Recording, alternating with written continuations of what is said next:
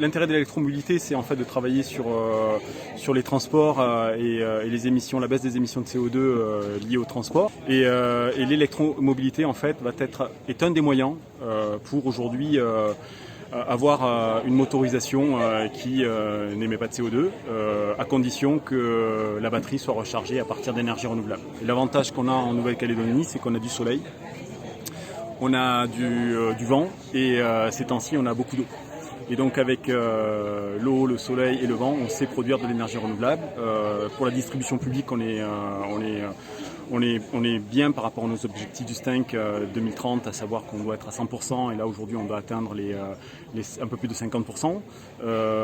Donc c'est plutôt un avantage, et le but c'est de se servir de cet avantage pour aujourd'hui verdir, on va dire, le paysage des véhicules qui roulent et qui rouleront en Nouvelle-Calédonie. Donc l'objectif c'est 18 500 véhicules à l'horizon 2030, avec une montée véhicules électriques, avec une montée en puissance échelonnée sur 2022, 2025, 2025, 2027 et 2027, 2030, avec cette montée en puissance qui évidemment doit être accompagnée d'un déploiement de bornes de recharge, parce que sans bornes de recharge on ne peut pas utiliser un véhicule électrique, sur l'intégralité du territoire, parce que le but est évidemment de desservir l'intégralité du territoire.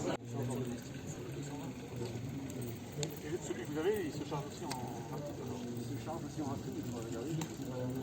Aujourd'hui, si on prend une consommation de 8 litres au 100 pour un véhicule essence, avec un litre d'essence à 151 francs aujourd'hui en février 2022, ça nous fait en consommation pour 100 km un peu plus de 1200 francs.